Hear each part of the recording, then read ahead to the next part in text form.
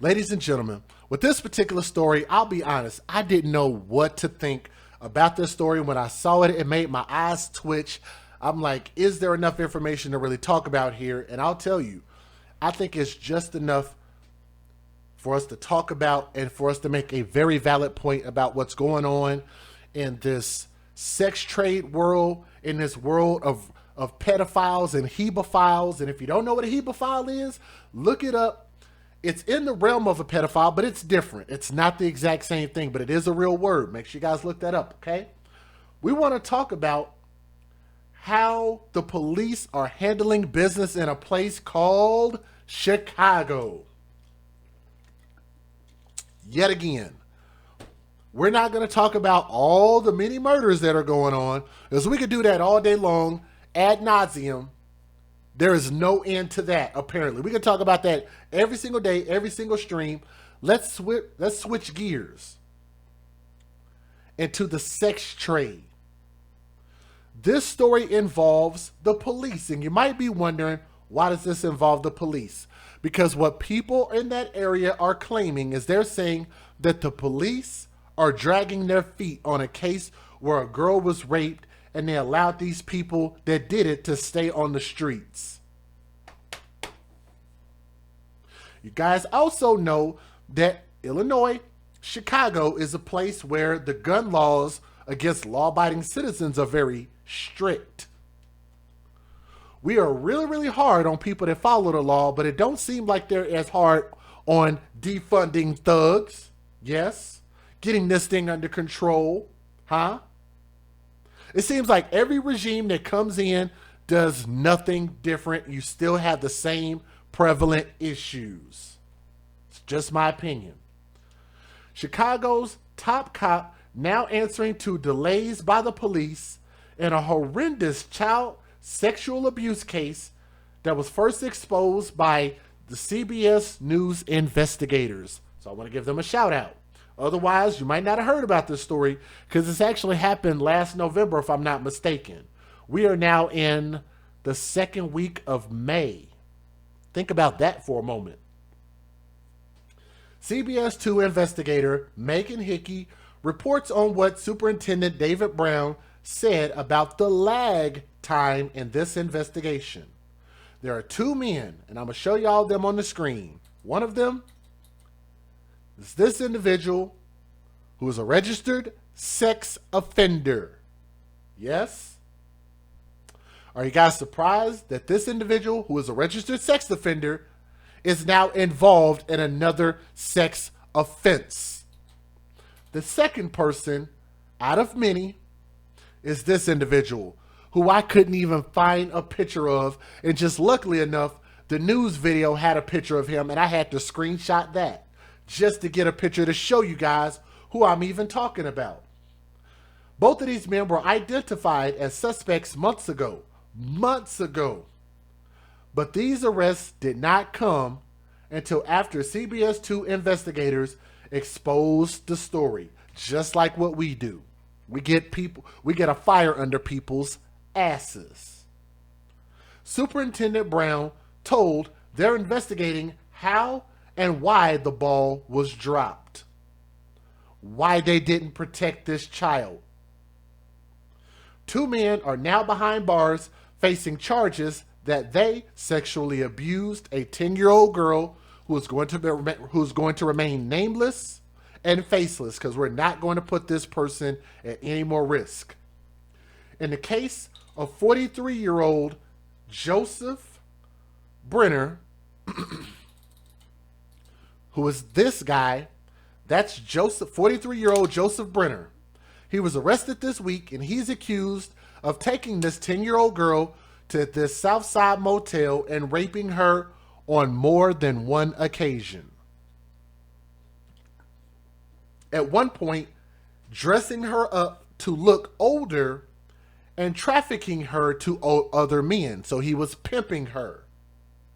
During that same period, this individual that you see on my screen, let me see if I can get a better picture of him right here.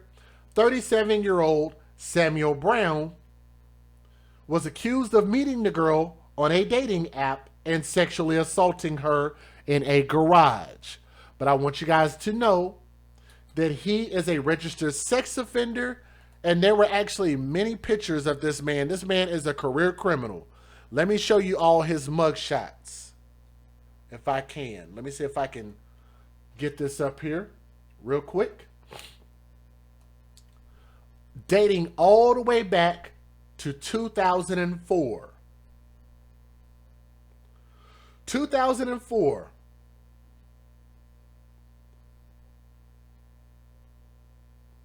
About 17 years back. 2004, mugshot.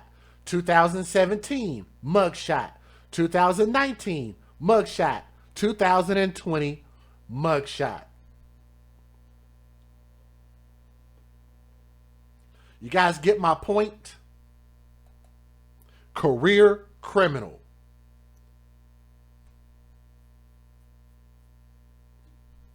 This is who's on the loose. This is why the police were being scrutinized. Police had DNA evidence linking Samuel Brown to the rape since November. But he was not arrested until March, after their story started raising questions.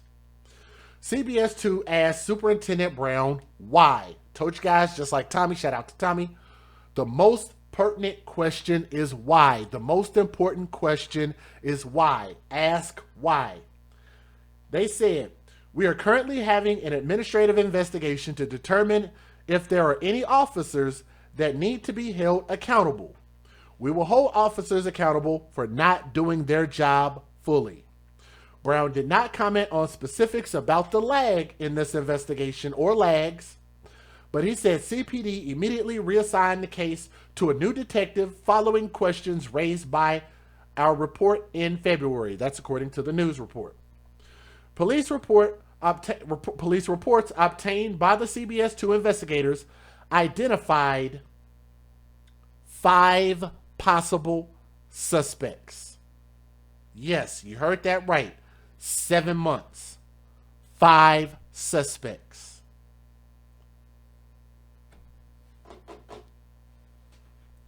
CPD said a third suspect with ties to this victim was released without charging, but the investigation is ongoing. So they put him right back out on the streets to do it all over again. And we're talking about our children. We'll talk about the parents here in a moment. I'll get to that. Y'all bear with me. CBS 2 also asked Brown about the mayor, Lori Lightfoot, because y'all know I do not like her at all. I have never liked any mayor out of Chicago, including her. She be about the same. Just like Rahm Emanuel, I see them as the same.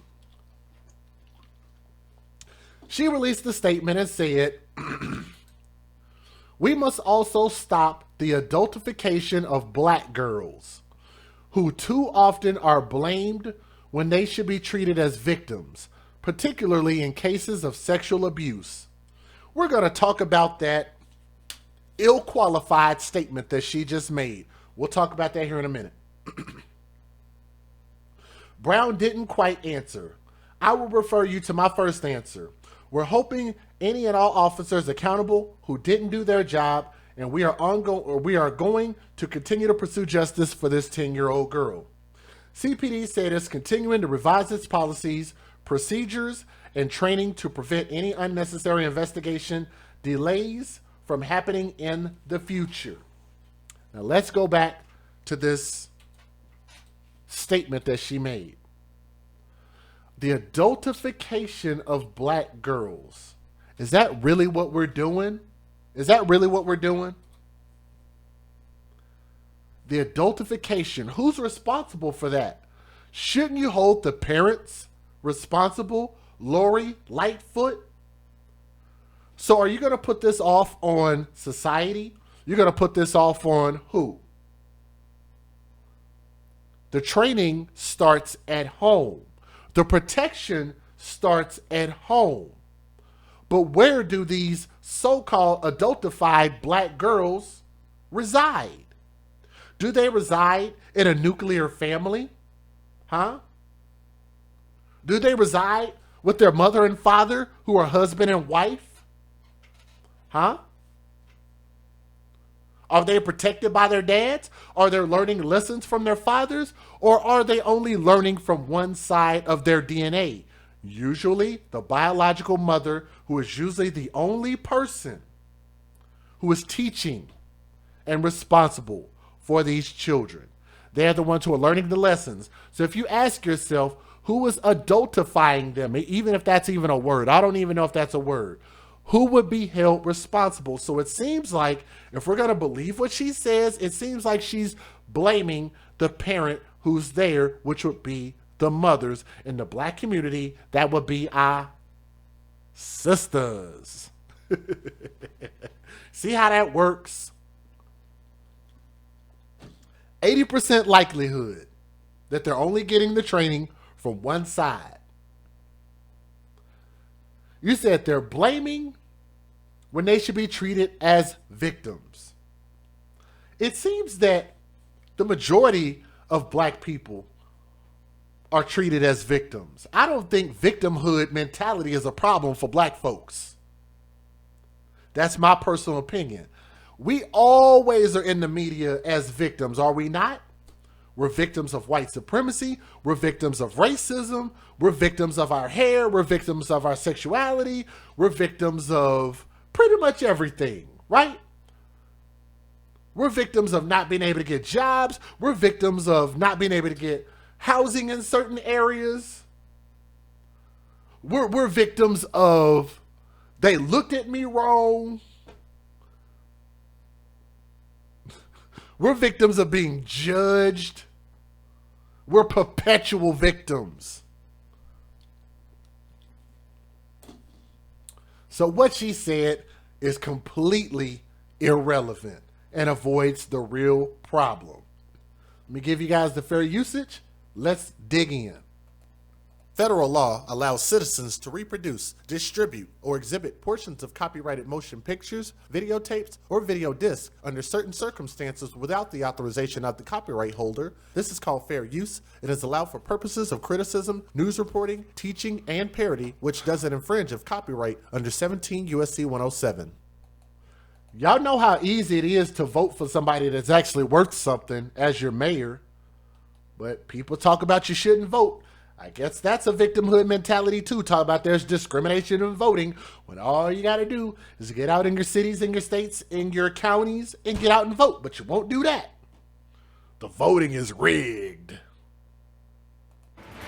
We begin tonight with the CBS 2 investigators exclusive. Chicago police have launched an internal investigation admitting they dropped the ball in the case of a 10-year-old girl, a little girl targeted in a string of sexual assaults that ended at this Southside motel last fall. Officials finally arrested one of the suspects Friday. But as CBS 2 investigator Dave Savini reveals, they could have arrested him months ago and didn't, leaving a child predator to roam free. She should be playing with dolls right now. She should be going to birthday parties right now.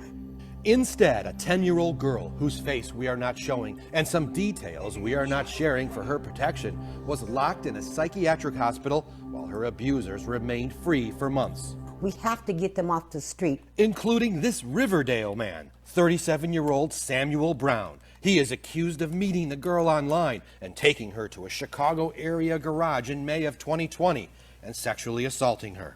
So when you see and you read about something like this happening to a little girl, I'm just as outraged and frustrated as anybody else. Jennifer Coleman is the first assistant state's attorney, the highest ranking state's attorney under Kim Foxx. A total of 5 men are accused of assaulting the girl since she was 7, but none of them were charged with a felony until our CBS 2 investigators exposed a pattern of police failing to put the men behind bars. And the community will have a sense of outrage over that. I understand that. We sat down with Coleman last Thursday and asked why, as of that date, no one had ever been charged with sexual assault. She says because CPD never brought them any evidence. They've never asked for felony charges, no. The CBS 2 investigators obtained police reports involving 5 of the girl's accused abusers, and in at least 3 of the cases, rape kits were performed. So in this case, involving this child, the results of any rape kits performed have not been brought to the state's attorney's office yet. Not for filing felony charges. But then suddenly, the very next day after this interview, Chicago police arrested Samuel Brown on felony charges for sexually assaulting the little girl. A rape kit done on the girl in May matched Brown's DNA. Why was Brown's DNA in the system? He was already a registered child sex offender. You'd think with that key evidence, CPD would have immediately arrested Brown once they had a match. But CPD sat on the results, allowing him to remain free for 4 months. We first introduced you to the little girl last month. The 5th grader was taken to the top floor of the Grand Motel, room 324. In that case, a different man was involved, a 47-year-old from Chicago. Concerned motel workers called the police. It happened back in October, but officers failed to arrest the man or even take the girl. So the hotel workers saw something and said something at this $19 a night hotel, maybe $15, and they did nothing. Look, man, have y'all ever heard of like an alley-oop? They literally threw the perfect pass in the air, and all they had to do was come in, grab the ball, slam it in the goal. They already had enough height on their jump. They had a good running start. All the police had to do was just not miss the dunk. And they still dropped the ball. How about that? The hotel workers gave them the perfect alley-oop, the perfect pass, and they still effed this up. Girl to the hospital for a rape kit. I really cannot comment on anything that the police may or may not have done with regard to their investigation. It would not be us who would be asking for the rape kit. That has to be done quickly and during the investigation. So the state's attorney's office didn't know about the Grand Motel case? In this case, we were never brought any charges to be considered. The CBS 2 investigators have learned in 2020 alone, police were informed about 4 of her 5 abusers. Brown is accused of assaulting her in May. Later that summer, after no action from police or Child Protective Services, another man picked her up in his car and hit the road. The little girl was taken from Chicago across state lines to somewhere here in Gary, Indiana, where a 22-year-old man is accused of repeatedly sexually assaulting her. That's really cool how they got a drone. Y'all, ooh. Guys, I don't mean to get off too far off of this case. They are literally going all out. They got this man on drone footage, and they failed to arrest these dudes in 7 months. They're going all out for these news interviews. Drone footage. But let a convicted child rapist run out in the streets. And not 1, not 2, but 5 of them. But we got drone footage of this fool down there on the ground. He was gone for days when police finally got a tip and traced his cell phone number. He was eventually arrested, but get this, only on misdemeanor charges. And that was impressive. That's impressive. They didn't give a crap about this girl at all, but they got drone footage of this news anchor. Why? Misdemeanors? Harboring a runaway and contributing to the delinquency of a minor. Misdemeanor charges, they're for swiping a candy bar from the Good job, Chicago. Good job. drugstore. Thank you for setting the standard. Charles Goldberg has been fighting on behalf of abused children for the Cook County Public Guardian's Office for 30 years. Misdemeanor charges are not for somebody who would have sex and rape a 10-year-old girl. Prosecutors say Chicago police didn't consult them before deciding to only pursue misdemeanor charges. Now, I will give you that. Let me take a pause and let me give shout out to a person in the chat who said it seems like the news people do more than the police do sometimes, and that is absolutely true. Thank you for pointing that out.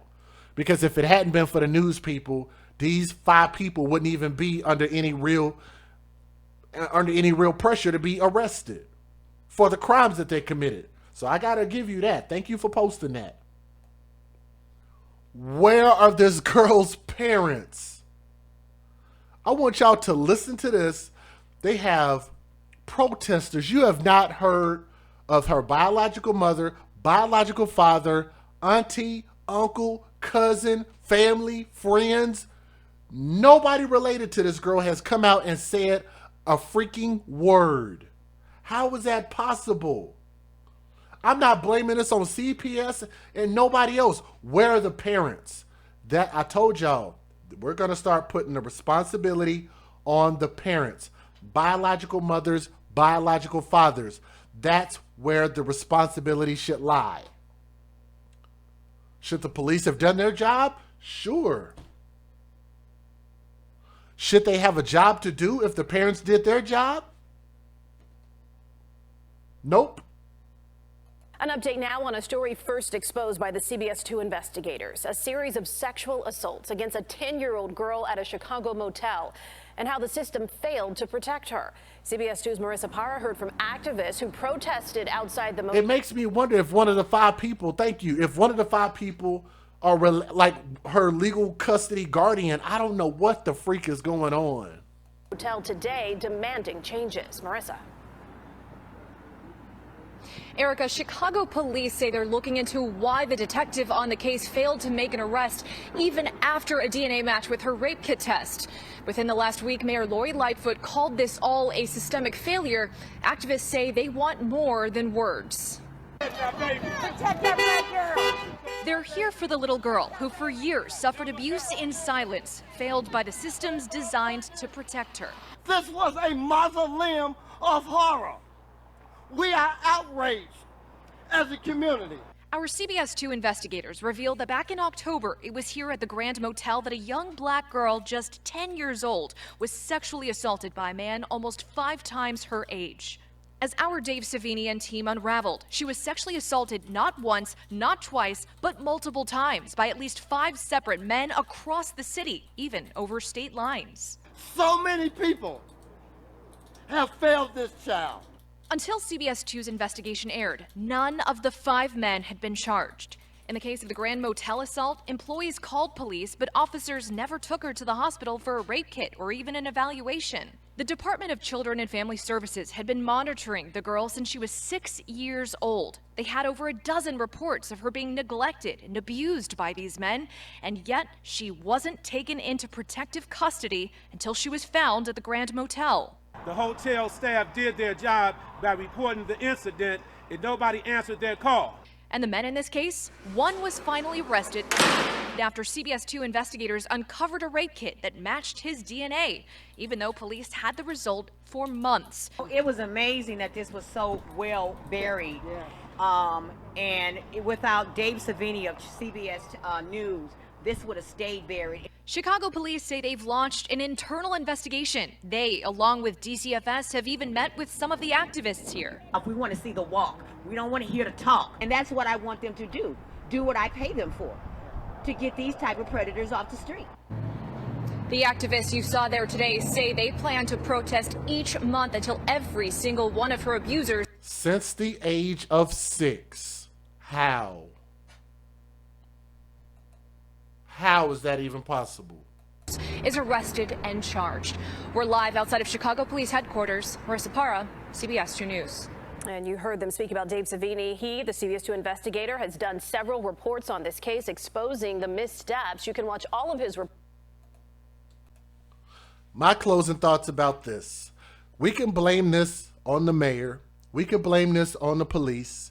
We can blame this on CPS. We could blame this on the 2 men that y'all saw in the video.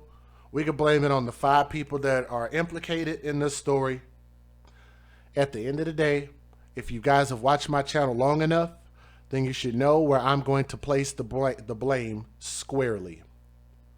On the biological mother and biological father. That is where all of the problems start. That is the foundation. That is where the protection should come from. from the family. You have not heard any family members, mother or father, come out, grandmother, cousin, family, friends, nobody related to this child has come out and spoken up. That is where the failure is. If the family doesn't care, then it seems like this girl was just left out to hang out and dry, literally and figuratively, and was just at the mercy. As far as the police goes, I mean, clearly this is egregious on their part to allow this to go, for these men to go unarrested for 7 months. Do y'all know how much more damage they could do in 7 months?